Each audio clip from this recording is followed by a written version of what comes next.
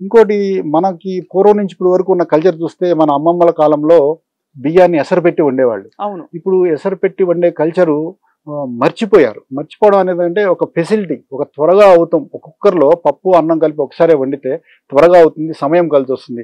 ఆడవాళ్ళు కూడా చదువుకున్నారు, ఉద్యోగాలు చేస్తున్నారు.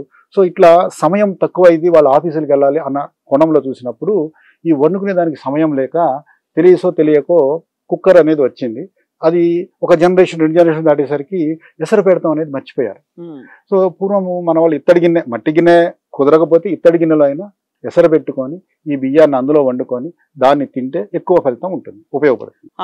అంటే ఇప్పుడు ఎసరు పెట్టుకుని గంజి వార్చుకోవాలంటారు అయితే? అవునండి. ఎసరు పెట్టేది ఒక విధంగా నిజంగా చెప్పాలంటే గంజి వంచుకోవడానికి. గంజి లేని ఇల్లు లేదు మనకి పూర్వం. గంజిని రకరకాలుగా వాడాం మనం. పూర్వం మన పాత సినిమాల్లో కావచ్చు, అవి చూస్తుంటే నాదేముంది కలో గంజి తాగి బతికేస్తాను అనే డైలాగులు మనం వినేవాళ్ళం. కానీ గంజిలో చాలా పోషకాలు ఉంటాయి కదా? చాలా పోషకాలు ఉన్నాయండి. ఇందులో ఉన్న అడ్వాంటేజ్ గురించి మనం ఒకసారి చెప్పుకోవాలి. అన్నం వండుతున్నప్పుడు నీళ్లు మామూలుగా 1కి 3 2 వేస్తే అన్నం సరిపడా, అత్తెసరు అంటారు దాన్ని, అలా సరిపోతుంది. ఎంత పెట్టాలి బియ్యం అంటే అత్తెసరి పెట్టినా మార్చడానికి పెట్టినా అడుగుతారు. అవునవును, గంజి. అయితే కొంచెం ఎక్కువ నీళ్లు పోసాం అనుకోండి, సో కొంత ఉడికిన తర్వాత చక్కగా గంజి వంచేస్తాం. అంటే గంజిలో కొంత స్టార్చ్ వెళ్తుందండి.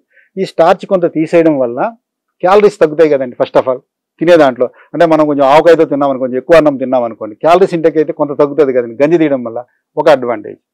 ఇంకోటి, ఇదే గంజిని మనం ఒక 24 గంటల పాటు, అంటే ఈ రోజు కాసింది రేపటి వరకు అలా పెట్టామనుకోండి, సో అందులో కొంత మైక్రోబ్స్, బెనిఫిషియల్ మైక్రోబ్స్ పెరిగి ఫెర్మెంట్ అవుతుంది. దానివల్ల బి కాంప్లెక్స్ విటమిన్లు సహజంగా తయారవుతుంది అందులో. ఈవెన్ పాలిష్డ్ రైస్ అయినా కనీసం గంజి వంచితే మరునాడికి బి కాంప్లెక్స్ విటమిన్లు సహజంగా తయారవుతాయి.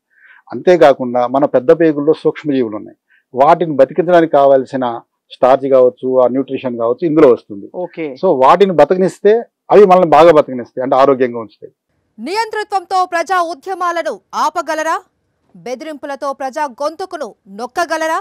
తెలుగువారి మనస్సాక్షి సాక్షి టీవీ. సాక్షి టీవీ ప్రసారాల కోసం వెంటనే మీ లోకల్ ఆపరేటర్ను సంప్రదించండి.